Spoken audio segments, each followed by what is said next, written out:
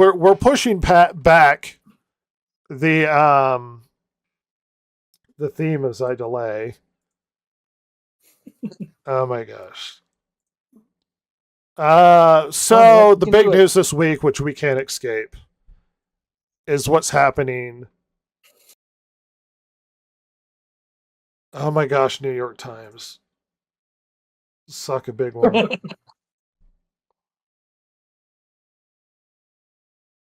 Oh my gosh, it's not opening. Well, so a certain thing has happened this week. It looks like, despite all of the negotiations and back and forth, that the shocking turn of events of Netflix won the bidding war over who gets to take control of Warner Discovery. No one was predicting Netflix, even though they have the money. No one was predicting Netflix because everybody was expecting Paramount to be sort of the winner. Yeah. Of this thing. Remind me, when this first all started, wasn't Paramount the one that wanted them and Netflix didn't? And then that it was changed. The rumor. Yeah. And then it changed? Well, you're acting like we know enough about what's happening in the background. We don't know as much as you would Right. No. I just meant that we've been talking about this for a few weeks because it's been in the news off and on with like Warner Discovery not wanting Paramount to buy them out, which seemed weird. It's like, well, you've got a buyout offer. Why is it that you don't want that company and you want a different one? Well, there are reasons for this. Let's get into it before we start speculating on stuff that we're just going to answer later. All right.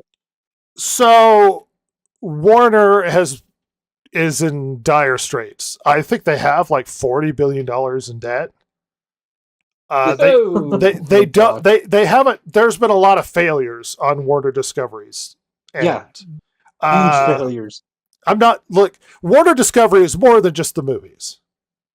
Yes. Far more than just the movies. They are a massive company of epic scale. They encompass They encompass video games, movies, broadcast television, the DC Comics, the distribution, the streaming. The third largest streaming service is HBO, owned by Warner. They control massive brands like DC, Harry Potter, Lord of the Rings, Game of Thrones. I mean, huge IP names attached to their movie rights, but not just movie, but the streaming service and the network stuff. They own CNN.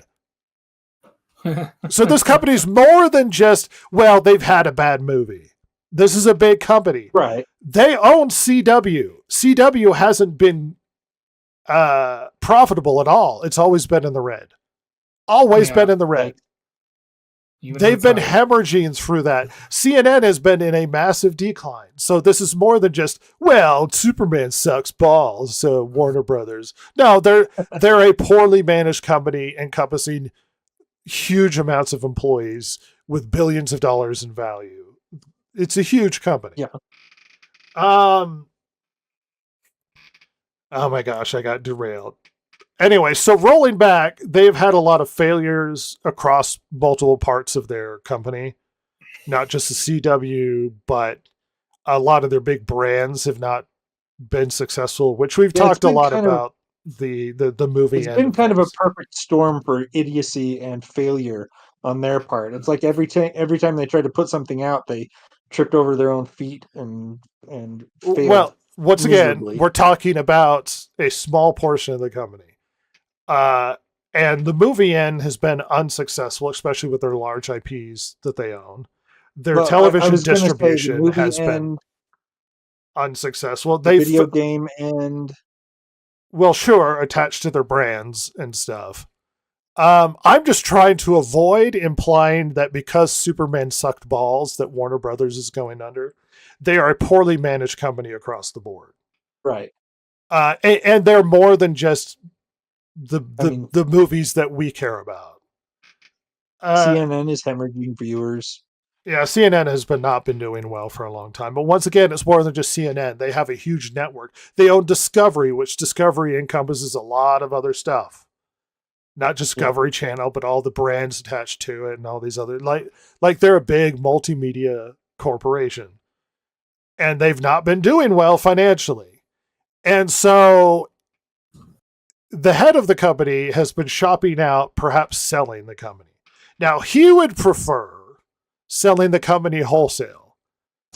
Right. Easier and then do it that way. Possibly cutting off the Warner side of it, where he stays CEO of the Warner brand that's separate.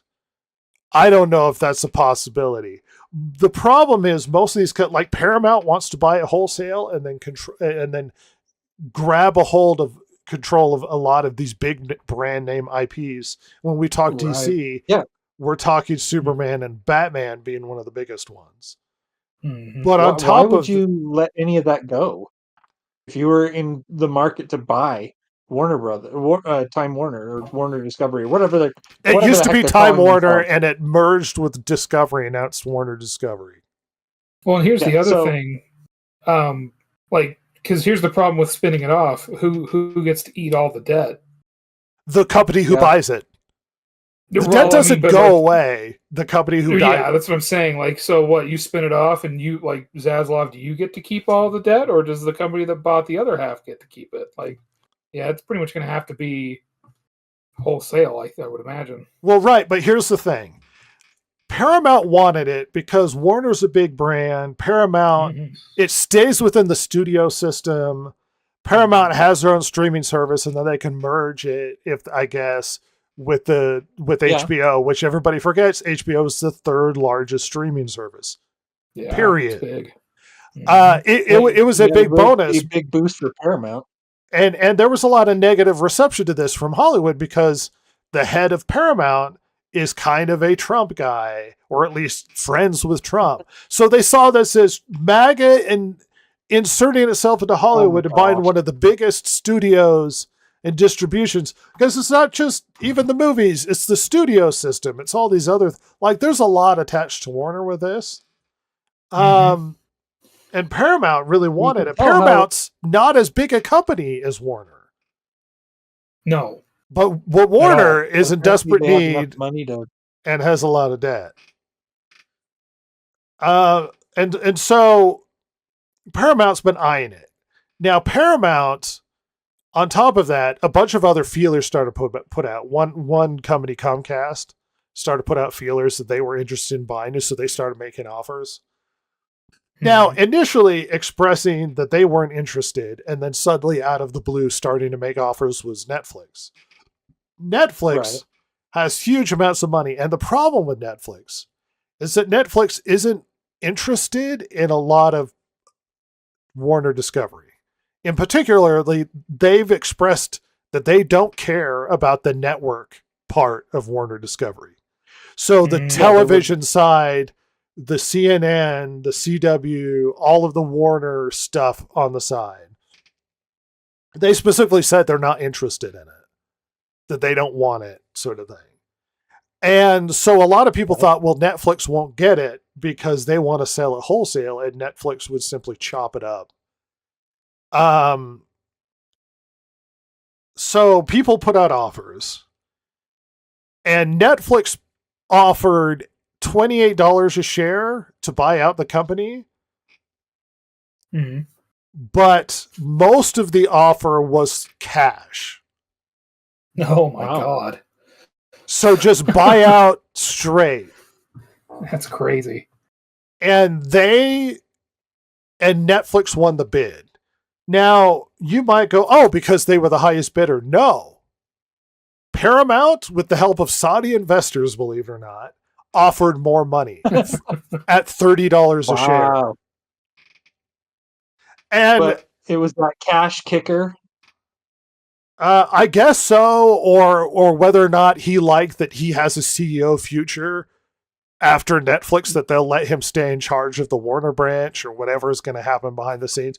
Deals haven't been struck entirely yet, but that Netflix won the bidding war. And a lot of people are sitting, like Paramount is literally talking to the investors going, they turned down more money per share for you guys because they wanted to give it to Netflix. Is this a good investment? Is this good decision making on Warner's part? Well, from the investor standpoint, no. This is definitely not in their best interest because they're going to get less money. So obviously the decision from Warner's standpoint was not how can we maximize the profit for our investors, which, to be honest, a lot of companies seem to have been doing that lately. Well, and Netflix wins the bid. And so now we're in a situation where Netflix, which direction we go with this? So there's a lot of negative reception to this deal going through. And a lot of people are qualifying going like, look, the deal's not over. They haven't fully made the deal, but they won the bid. Here's the problem, though. I mean, it could still fall through, sure. Look, because they were chosen as the winning bid, in the contract it says if they back out, Netflix has to pay Warner $4 billion. Wow. So, sorry? $4 billion. Oh, God. If they back that's out. A drop in the bucket compared to what they're paying for the whole company, but yikes. Well, the reason why that's in there is so that Netflix can't get cold feet and just walk away. Right. Yeah. So right. So this is more like, so despite the fact that people are trying to go, oh, well, the deal's not going through yet, it could still fall apart. That's true. But what kind of company like Netflix is willing to just throw away $4 billion over $4 billion over squabbling over minor things when it comes to the contracts? Yeah. A lot of Netflix things is publicly traded now, right? Yes. And a lot of things have to be decided behind the scenes as to what's going to happen. But that doesn't mean, because a lot of people are sitting here going, well, it could still fall through. And it's like, do you really think Netflix wants to eat $4 billion? It's like a wasted effort. Now, the funny thing is Netflix can actually afford to blow that $4 billion. Yeah, they're one of the few that can. Just to clarify, just so you know how big Netflix is, they've become so large that they are actually twice as big as Disney. Wow. With less employees. That's hilarious. They are the streaming distribution center. But yeah. So we'll see how the agreements and negotiations go through. The question then becomes, hey, we're talking about this huge deal with Warner and stuff. We're not really a business podcast. So why does this matter to us? Now, there are a lot of reasons why it matters to the internet and to public at large and whatnot. One of that is Hollywood's stance if they really don't like this deal. Mm-hmm. Like it's so much that they hate this deal and they've been clamoring at the administration to try and intercede that this is some sort of like antitrust issue and we're creating a monopoly because the largest streamer is buying the third largest streamer. Yeah. So you're creating a massive monopoly when it comes to streaming. Mm-hmm. Not that Netflix wasn't already way above everybody else, but buying the third largest, now you're creating Megacore. Owning everything. What do you think they want to do with the network stuff? I don't think they want it. They'll probably sell it, is my guess. Yeah. So they'll probably sell off, or the worst case scenario, they close it. Yeah, and weirdly enough, that almost makes you wonder. CNN. Yeah, I mean, it makes you wonder if that keep them under the radar for like antitrust stuff too. Well, and consider this as a possibility. If Netflix thinks that cable television is dead and the movie theaters are dead, you know what Netflix doesn't have? They don't have their own news. No, they don't. That's true. They could have a 24-hour news on Netflix. Streaming on Netflix, yeah. And just stream it through Netflix. They Netflix could. News Network. I mean, I don't think they want it, but who knows? No. Maybe this is what they'll do. They own AEW and already have a deal with WWE, which is also fun. But AEW is truly the crown jewel that they're going after, Red. I don't think they want AEW is the funny part. What? What do you mean? I think it's the superior product, I've been assured by the internet wrestling community. I think they want the IPs. I think they want HBO. I think they want a bunch of other. I don't think they give a shit about AEW or CNN. No. So my guess is they sell off a lot of these smaller portions. But Hollywood is really upset. James Cameron came out and said that this is horrific. This is a worst case scenario. People who are upset that Paramount, with a guy who's kind of friendly with Trump, was going to take over, and now they're begging that it's going to be Paramount because they're upset that this is going to be Netflix. Now, just ask yourself, why would Hollywood not want this to be a thing, Ross? Well, Hollywood does have a history of not liking outsiders owning any part of the business. I mean, this we've seen this in decades gone by. Yeah, it becomes the whim of something else, rather than it's outside being driven by its own business. This is outside the studio business, the studio system. Mm-hmm. That's the point. What else? Well, like I said, it's a power thing. They don't have the power anymore to dictate the trends and. I mean that's a point, but it's not to be told what the trends are.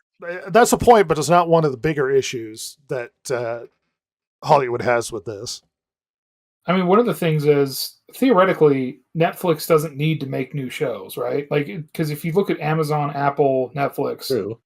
Like they are outsiders to the studios. Like the studios exist to make movies. That's all. That is their job. Whether or not they're good at it. And you know who's not putting stuff in theaters? It's Netflix. No, so then they can't get their accolades, Rhett. Nope, they can't. Oh. And all of the deals are through that the unions and stuff gain is through the theater system. And if you're obsessed with the theater system and you want to make sure movies stay in theaters, Netflix is the death of theaters. Yeah, that's true. They are the nail in the coffin of distributing your movies in theaters. Yeah, because even Amazon will play ball, and Apple too will play ball more than Netflix. Yep. Netflix doesn't care. In fact, Netflix thinks that the theater system is dead. They're here to bring about its demise. Yeah. Well, their whole model was bringing movies into people's homes, and this would be a reverse if they started bringing them back to the theater for them. Yeah, I don't think they. I mean, I would be surprised if they have interest in that. I mean, I guess they're doing the final episode of Stranger Things and like you can go see it in theaters if you want, but I don't think that's a big major release that's going to be in theaters for a month. No. So that's just a special. Especially if you could just watch it at home. Well, and think about how Hollywood classically earns money. It gets distributed to theaters, and they get deals based upon how successful the movie is, and then DVD distribution. Guess what? Netflix doesn't do any of that. The money that they earn isn't even per ticket. They don't even get money per view on a video that they air on their show. It's per subscriber. How do you calculate, because a show's successful, how much money you should get paid? That's why the strike happened. Because they were so concerned with the streaming system that they had to strike deals with places like Netflix and all these big streaming services.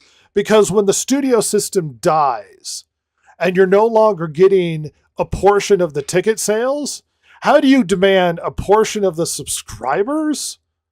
Like, how is that calculated? Well, I mean, you could calculate that, you release a show on Netflix and suddenly the subscriber rate shoots through the roof. You can. How do you know it's based upon your show? Subscribers back. Yeah. What was that? How do you know it's based on that show? It could just be that there was a monthly 20% off Netflix that month. Or there was a trend where people were inside more, or there's a myriad of factors. And you might go, oh, well, you can look at the numbers, how much people are viewing stuff over other stuff. Netflix doesn't release those numbers, and they don't give a shit if Hollywood wants to know. They don't tell people who was viewing what. We don't know who's viewing what in Netflix. The best we can do is look through some other analytics that judge it based upon their portion sizes. But we don't know. And a lot of people will subscribe, watch the show they want to watch, and cancel. So how do you distribute based upon new subscribers or consistent subscribers? Or like this, the system is completely different. The economic model is completely different. Being able to make deals where you get money on how many tickets sold down the line is not a thing anymore. Being able to make deals where you can look clearly at the numbers and then get paid for the success of, like, Netflix buys in chunk, and then they base a lot of their stuff off of like binge watching as opposed to like weekly distribution. It's a whole other thing. It's a whole other thing. And this is outside I'm not saying Hollywood system. I'm not saying it would be easy, nor that it would correlate 1-to-1, but I mean, you could do some analytics, and I know that Netflix has those numbers. And if you are trying to make a movie and release it on Netflix, you could probably, with a reasonable degree of accuracy, predict, make some predictions on how much money it might generate for Netflix. I'm not saying that I'm not saying it would be easy, and two, you'd have to fight pretty hard with Netflix to actually get anywhere. But does it generate views? Right. Does it bring in subscribers? You're right on the fact that Hollywood is banking on the theater system, and they are having issues with working with the streaming system. Well, remember, Rachel Zegler said that I should get paid for every view on Disney Plus because I had to spend hours in a dress on Snow White. That was so stupid. Netflix doesn't work the way Take things your used to. And get out. See, cable television used to run where you could see the views as they came in, and advertisers would advertise based upon how many people watch that show on a weekly basis. And then they could see if things were working or things were not working. And shows were made cheaper, and then if they weren't doing well, they could get canceled, or they could change up stories where like famously, that one character went upstairs in Happy Days and never returned, or they can mix up the story as it goes along based upon viewer reception. Netflix has to buy their show a season at a time, so it's almost like a gamble. Right? They have to pay a lump sum and then just hope it works out, because they don't do a weekly distribution, and the shows are too expensive. You can't do this with Stranger Things. You have to, there's all this special effects and CGI and planning, and you can't just do this weekly.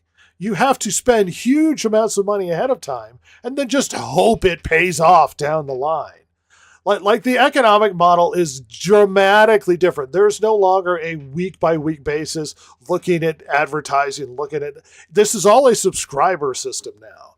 And I don't even know if their economic model is even sustainable, but it's almost like when businesses would take a loss just to drive the other guy out of business.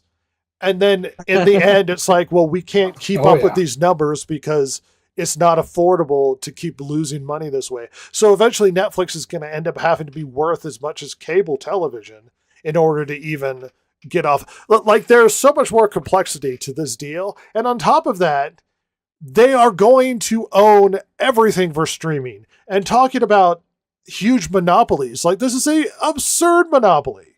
They will be the giant juggernaut of a streaming monopoly when it comes to everything. And a lot of people are like, well, you're not supposed to have monopolies. We should, stop this or cut it. It's like when they used to do trust busting back in the day, those companies pale in comparison to the conglomerates we see now. Yeah. Like if they didn't stop Disney from merging with Fox, what makes you think that they're gonna stop Netflix when it comes to HBO or Warner Discovery?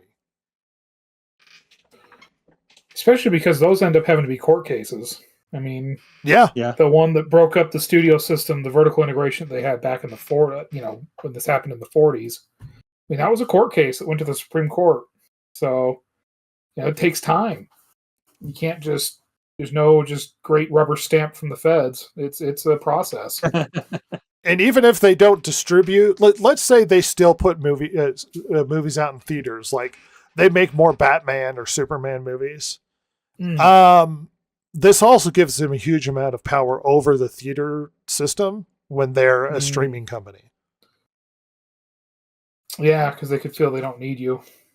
Yeah. Because that's how they make their money, period. Whereas the studios, in their desperate attempt to, but I want that money too during COVID, the reality is they don't make money off it. It's still losing them money, so they still need the theater. And there's been a lot of appeals to the theaters are an institution and the movie experience. And it's like, we don't owe you anything. I get it. You're romantic about the theater experience, but people make decidedly reasonable decisions when it comes to their viewing experience. And I know there are complaints of the theaters are going to die if you don't go. Well, look at an average person.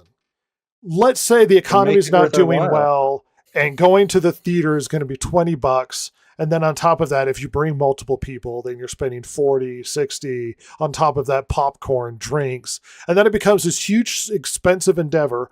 Or the streaming service I'm already paying for, I just wait a few months and it comes out on streaming. Mm-hmm. What was it, a month before Superman hit HBO? Yeah, I think Yes. I don't think that was their plan. James Gunn says it was. Yeah, after saying there was no way it would happen. I don't know. I think I'm going to call BS on that one.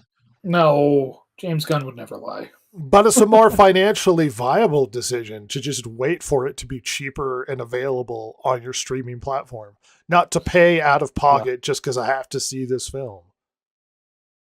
Yeah, especially where, let's be real, as we've, talked about on this podcast a million times. I mean, has the quality of movies been good enough overall? To justify it? No. Some here and there, maybe, but...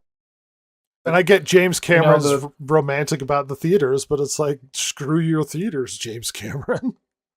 Yeah, and it is sad. I mean, it's an institution, but at the same time, you can't make people change their habits. They've decided, that maybe the theater isn't as big of a deal as it once was.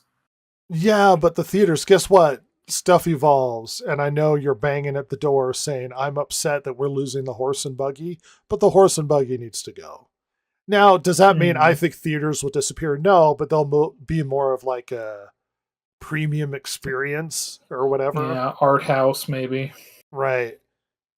I mean, if you think about it, we've already had a kind of a wave of theaters disappearing. Drive-in theaters used to be a huge part of our culture.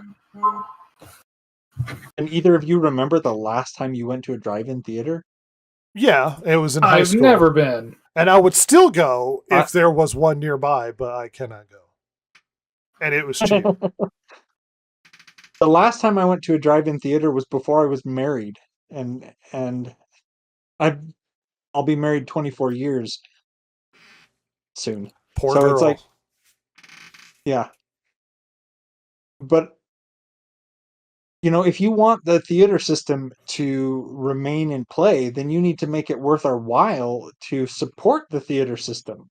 We shouldn't just be expected to throw money into a black hole. How about not support it at all? How about they give something of value and then we give them money because we see value in it? Yeah. Hey, Rad, just so you know, I've been informed that the audio is cutting out sometimes. You're cutting out. I don't know what to do about it. Yeah, I just want to let you know. I just, data. All right. So yeah, Hollywood isn't happy with the direction this is going. No. The thing is, though, like, time is kind of a flat circle. Well, this has happened before. It's not like not exactly the same, but like with streaming becoming a thing, theaters being in danger, studios scrambling. Like, this has been a thing before. And it's not like Hollywood helped themselves by going through COVID and then having a strike. Right afterwards. Oh, and also being insufferable and being political and talking down to the audience and implying that everybody's sexist for not watching your shitty movie. Well, and then making horrendous business decisions like, well, we're going to make a streaming service too, and then they dilute the market so horribly that it's like, yeah, none of you are going to get enough money for this to work. Well, we said this before, but there were too many streaming services, and eventually we were going to have a Demolition Man sort of event if there's only going to be a few restaurants left to survive. Like some of the bigger boys are going to have to eat some of the smaller ones. Yes. We can't have all of these streaming services. They're not going to live. And I don't know why they thought that the good time... It's almost like it was the roaring 20s and the good times were never going to end during COVID and people were going to pay for streaming forever. Yeah. And it's like, what makes you think that's going to... Eventually the disease will go away. Yeah, or people will just really want to be outside even if it's still around. And once again, people start canceling their subscriptions and a lot of this started to go... I kept thinking, why do we have Peacock and Paramount and all it? Yeah, Discovery. Yeah. I mean, I know why. The reason why is the higher ups saw dollar signs and decided to chase it without thinking through what the ramifications of 10 different streaming services were going to be. The thing is that you're going to get more money, or at least you're going to project for yourself that you'll get more money if you offer your own streaming service as opposed to just licensing your content to another streaming service. But at the same time, like you said, if we have 10 streaming services, somebody's going to get the short end of the shaft, and we're going to dilute the streaming services to such a point that they're not going to be sustainable. And we're seeing that. Well, look, there's not enough content out there. One dirty little secret when it comes to a lot of these streaming services, and this was 5 years ago or so, that Netflix, it was something like 80% of Netflix, what people were streaming 3 shows. Yeah. Right.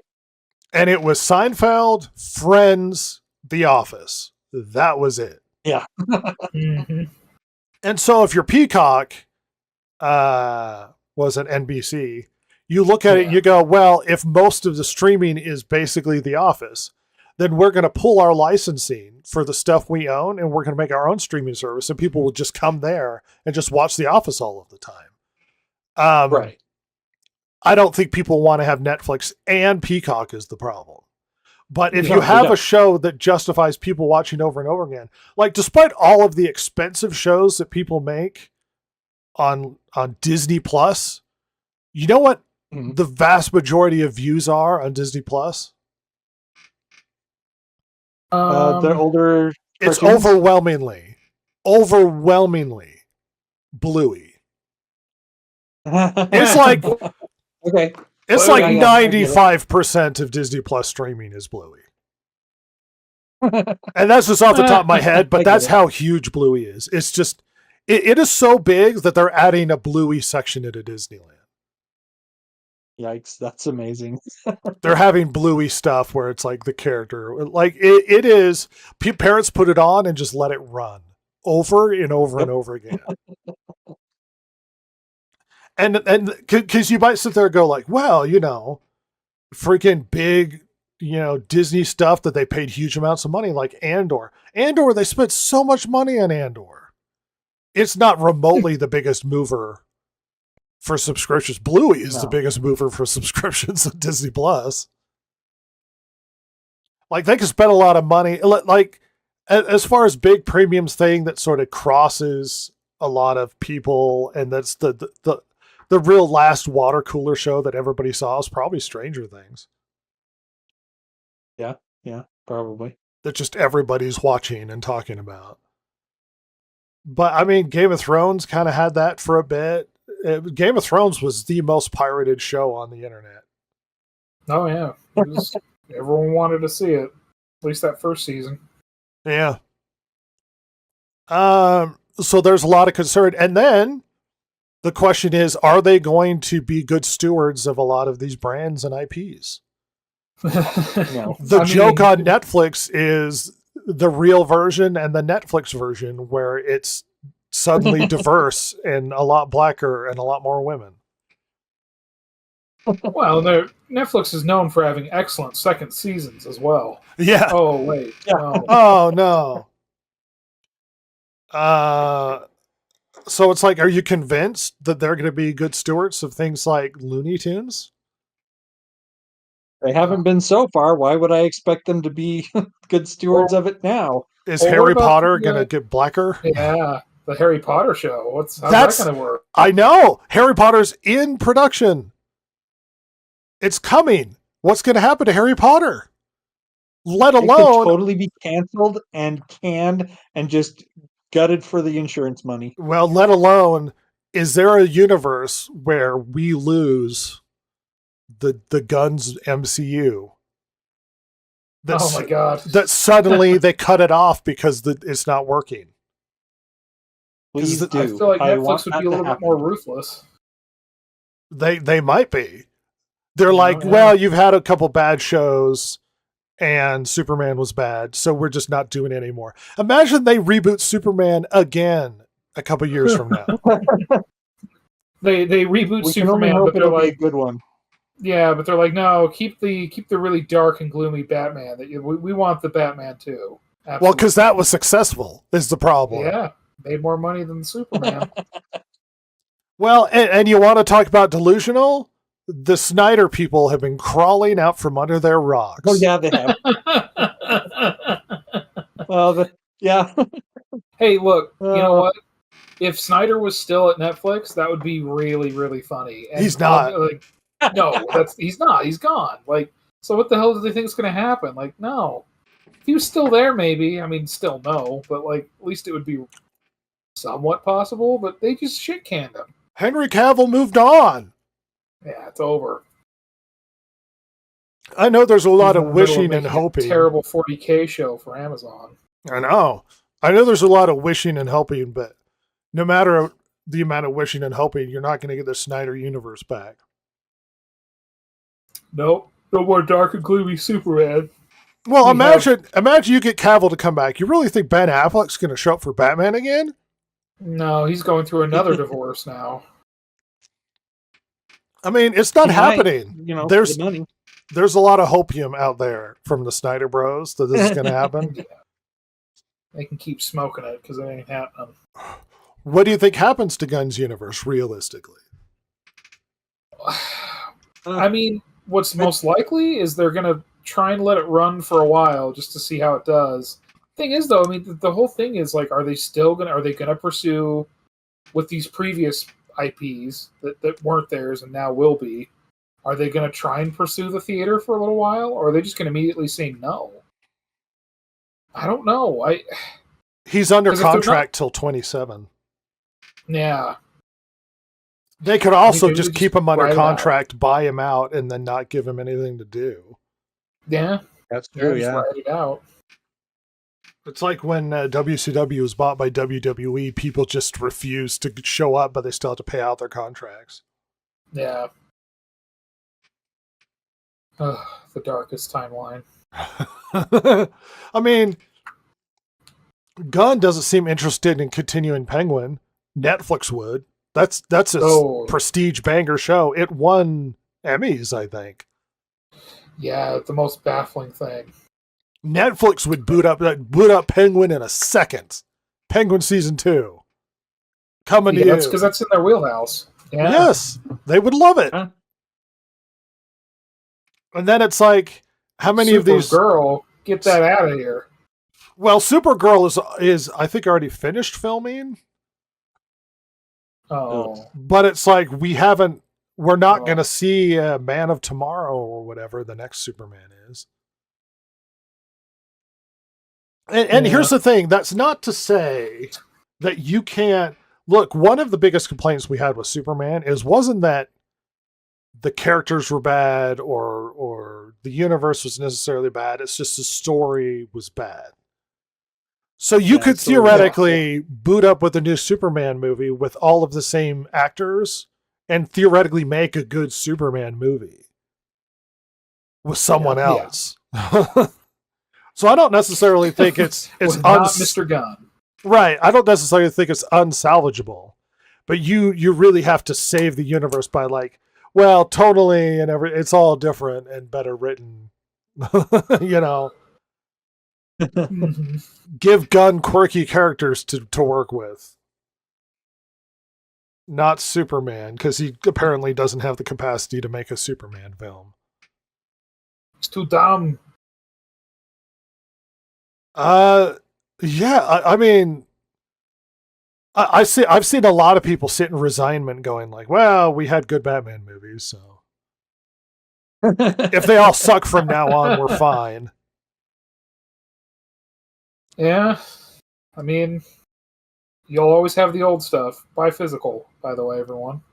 Yeah, Warner has had this long-running tradition of continually, baffling to me, but continually making animated superhero DC stuff and distributing the DVD sales from those things. You think Netflix is going to want to sell DVDs of the new Man of Tomorrow animated movie? Some of them shows, but I know they're kind of getting rid of that. No. Netflix doesn't care about the DVD sales of all of the animated distributed stuff. No, it's really low on their list. There are multiple shows in the works for Game of Thrones. Where do you think Game of Thrones goes from that? And the problem is HBO does prestige television very well. Mostly. How about Dune? Dune's under their umbrella. Oh my God. Where's the third Dune movie coming? There are huge questions. Netflix, go full crazy. Give me the God Worm. There are huge questions as to what's going to happen down the line with a lot of this stuff. Yeah, I mean, because the Netflix just operates so differently from whoever else would have bought them. It's just completely different realm. And the hope that things will get better. It's like remember how hopeful we were when Disney bought Star Wars. Oh yeah, we were fools. My position now is what makes you think they're going to do a good job? But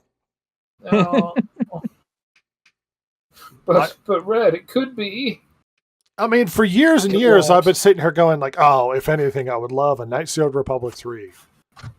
I don't think they would make a good one if they made one now. No. Not anyone that they would hire to do it. I mean, God, 90% of game studios are the worst. Yeah.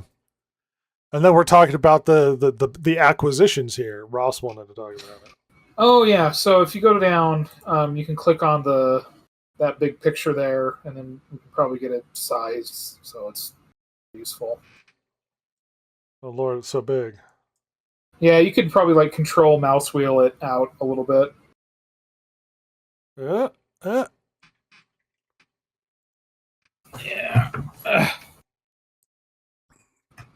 There we go. So, I don't know. This was in the news, obviously, Netflix buying, most likely buying Warner. And people were kind of panicking. But the funny thing is this is nothing new. This is a tale as old as time. And a really confusing tale, by the way, because, good Lord, there's studios that no longer exist as studios used to and have been bought out and rebought a billion times. But we have Universal, Paramount, Warner Brothers. They have Walt Disney here. And then it's listed as Sony, but that should be Columbia, right? We'll get to that. Okay. It turns into Sony. Yes, exactly. So the early years, I mean, it's kind of baffling to and because a lot of these names mean nothing to us now. But like the early acquisitions and everything of Hollywood back in the day was like a lot of like buying what like these other smaller studios or integrating themselves with theater chains, that sort of thing. And it would eventually lead to the vertical integration that got the Justice Department mad at them in the late 40s. Probably the biggest one would be in the late 40s, would be Universal merging with like International Pictures, but really it's not that big of a deal until at post getting broken up with their distribution and exhibition side of things, so the theaters and the distribution companies. And that's when we get like, they start delving into music with in the 60s. We have like Universal buying Music Corporation of America. The other big one, Western acquiring Paramount. And that was a big deal. I forget who it was at one of the... You still with us, Ross?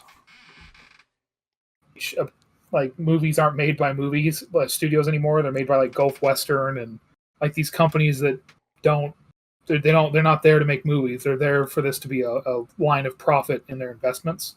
Yeah, well, and places like Disney are so large, they have their fingers in so many cookie jars. It's not just cartoons or parks. It's television, it's streaming, it's news, it's everything.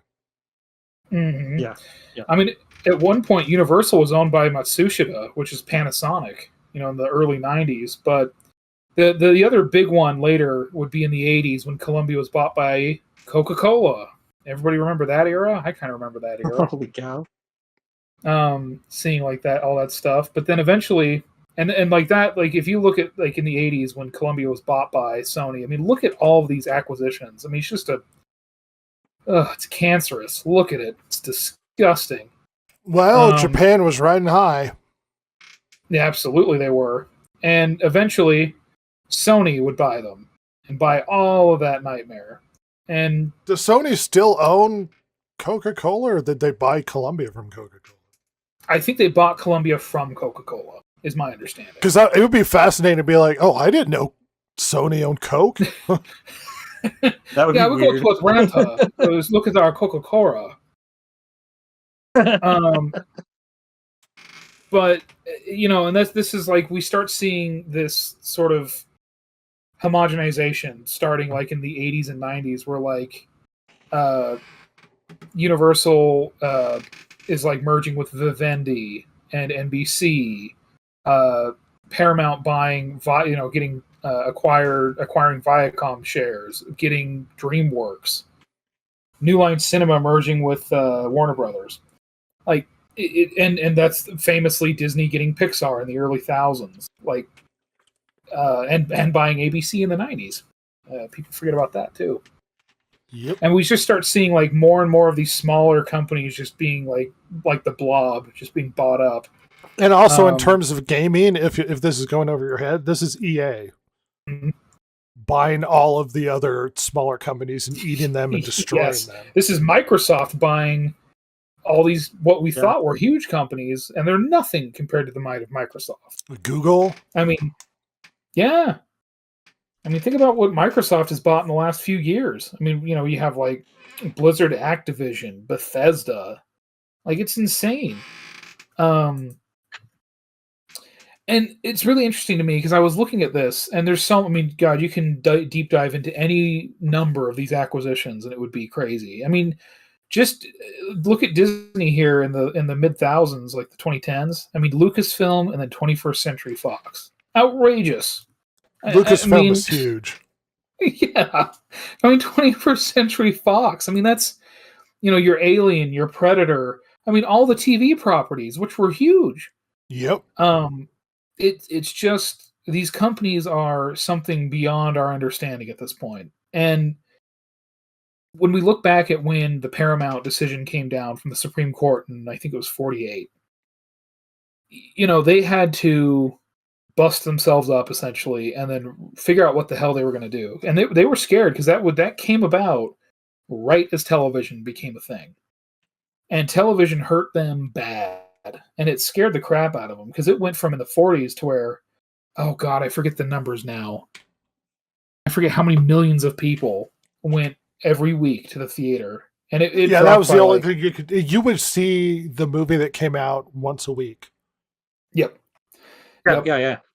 And it dropped, I think it was like by 50%, if I remember right. It's been a while since I listened to that book, but like it was it scared the hell out of them. And when that happened, what they did was they decided to make more movies that were spectacles to make people want to go to the theater. Like, because bearing in mind, yes, television was new, it was exciting, it was different.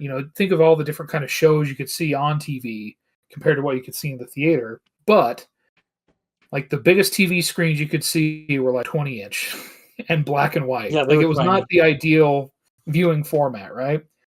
So that's when you had like Mike Todd, who famously married Elizabeth Taylor. And television was televisions were very expensive, just to add. Very expensive. Yeah. There might be one person on your street that could afford a television. Yeah.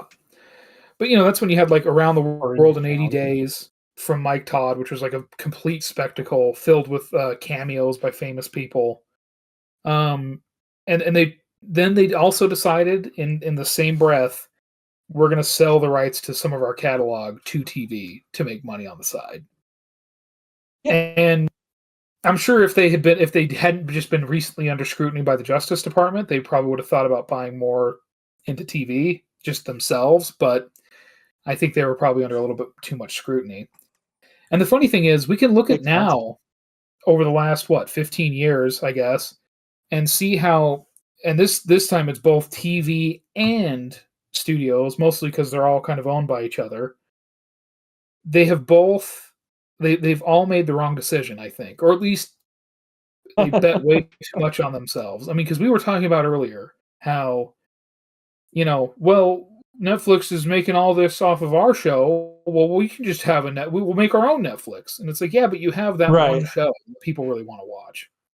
And so rather than sit back and let Amazon, Apple, Netflix make, sell the rights to their certain libraries or whatever, their certain shows, rights deals, rather than make money that way, they decided like, well, no, we're going to do it ourselves. By God, we want a piece of the pie. And like we've mentioned, all they did was water down the market, and there's only so much of the pie they can slice off.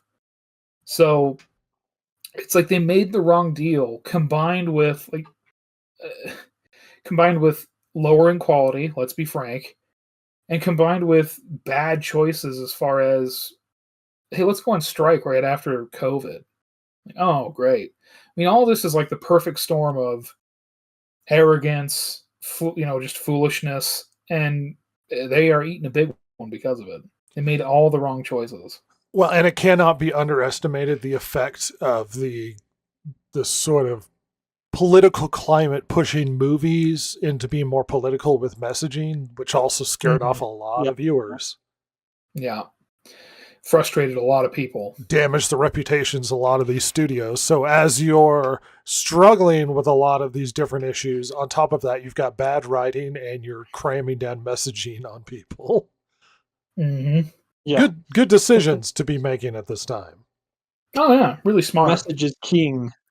Yes. It's the only answer. Some of that, when you're talking about the movie studios getting scared of television and them transitioning the movies that they were making from being the fare that at that point in time they were making to being spectacles to draw people into the theaters.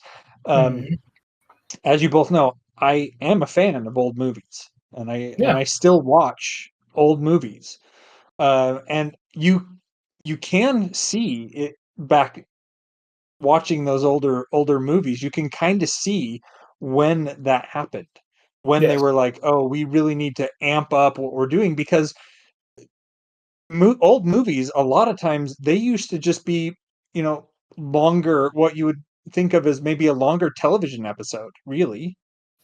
Yeah. And well, it's like that's the they're like, we have that to week. go for spectacle here. Yeah. I mean, that's when you started seeing an uptick because there was always epics. I mean, famously, I think the earliest epic is Birth of a Nation. The most expensive movie made at the time. Yeah. First movie to be aired at the White House. Yeah, it's true. There's always been epics, but then you can see in the 50s, there's an uptick in epics, whether it's Sword and Sandal or Giant. And you also see an uptick in musicals too. I mean, that's, by the time the early 60s hit, that's when you're getting Sound of Music. My Fair Lady. The thing is that you were having these movies that they would maybe do one epic per year thing. And the rest of the time they were concentrating on their smaller fare, which was still getting them money. People were still coming to the theaters to see the shows. But once you transition to television, where I could just watch that kind of stuff in my living room, then you have to switch over to spectacles all the time. You can't just do a little detective show. You have to do a detective show with the stake of the fate of the United States at stake. It can't just be I'm going to catch this one criminal. It's no, I have to, it has to be Die Hard. You know what I mean? Yeah, suddenly it's the Manchurian Candidate, not the Maltese Falcon. Yeah, exactly. Yeah, it's interesting. I mean, Hollywood has walked this path before. They have subsequently forgotten everything they learned and decided to piss their pants in the, in the most spectacular way possible. Well, and what this also tells us is that these things evolve.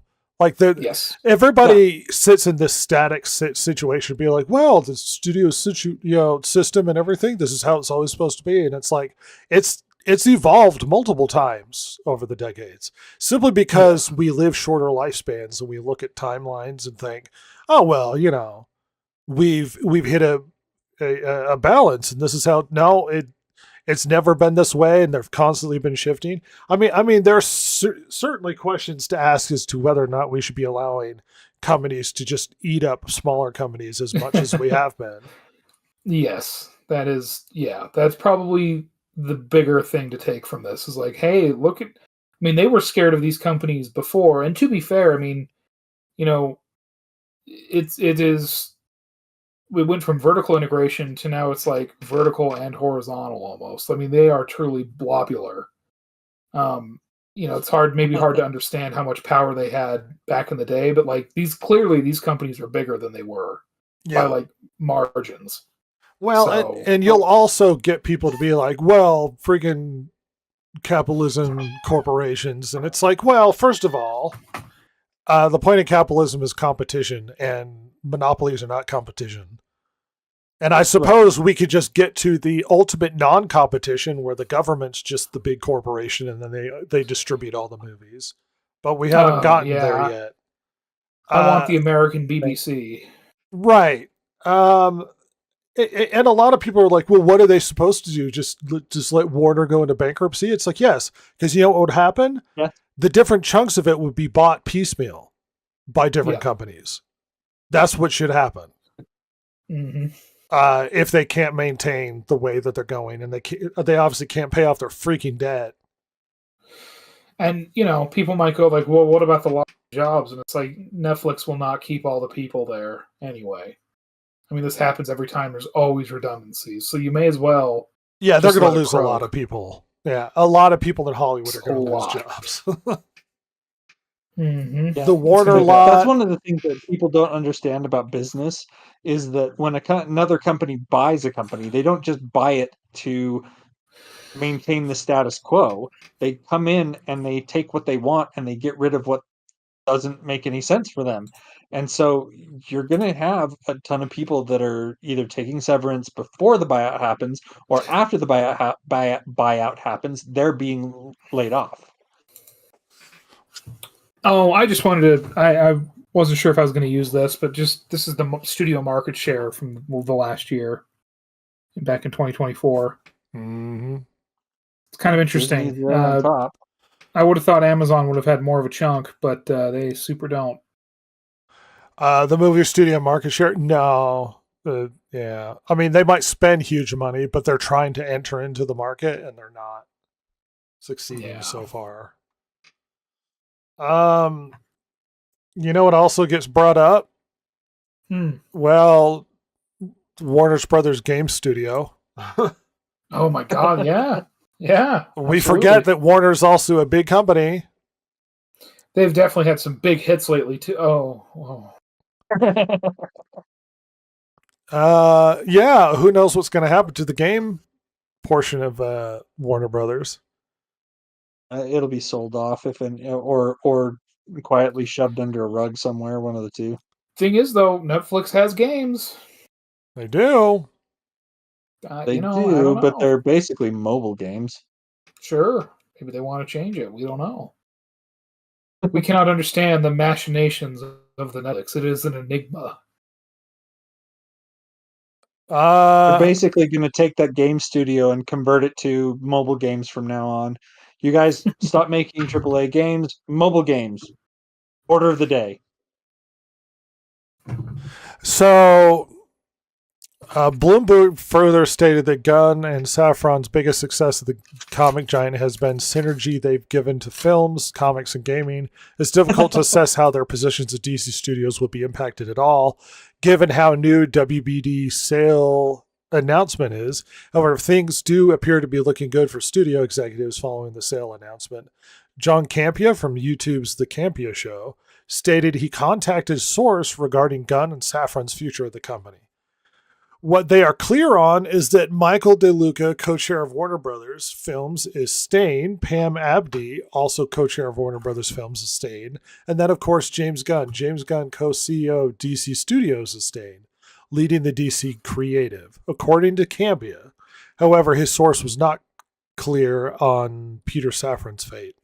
What he said to me about Peter Safran was, I don't know for sure, but I think it's kind of assumed. We know that James Gunn has a contract with Warner until, what, you said 2027? Yep. So basically, yeah, it makes sense that he would go along. It doesn't mean that the what are they calling it now? The DCU is out of danger. Well, do you want to confuse this conversation even further, everybody? Oh, no. Want to make it bigger? Rumor behind the scenes is Paramount is going to try a hostile takeover before losing to Netflix. Oh my God. We want that debt, damn it. Because believe it or not, there is a scenario where Paramount just starts buying up shares of Warner before the deal can go through because it's publicly traded, and then hostile take over the company from within. Oh my! That's amazing. That would be a fascinating turn of events because Paramount could do that. Like they could. Yeah. I want to see that happen just for fun. Well, not to be, destroy the world and let it burn, but I don't care about these studios. So the hilariousness of Paramount trying to hostile take over Warner before Netflix deal goes through. It's pretty delicious. Yes, it is. Now, obviously, this is a rumor. And then in 10 years, Paramount has to come begging to Netflix, and Netflix is going to be like, you remember what happened 10 years ago? This is a rumor, and it'll be hilarious if it comes to pass. There are a lot of facets to this conversation, a lot of which we haven't touched on. Is there anything we missed that you want to address? How about DC going over? What about wrestling? Anyone that we haven't touched on that you want to bring up before we move on out of this massive conversation that could last people talking about and the deal for years to come? I do think it would be very funny if Netflix just lets AEW exist on Netflix with WWE. I mean, I don't think that could happen. There's something in the contract that won't let that, but it would be very funny. And then just have actual direct competitorship. But yeah. We'll never see it. but it would be really hilarious. It would be funny. Of course, the rumor is that WWE is going to be bought out by the Saudis anyway. Good Lord. Vince leaves and everything goes to hell. Look at this. Jesus. You just got to let Vince do some inappropriate stuff behind the scenes and everything's fine.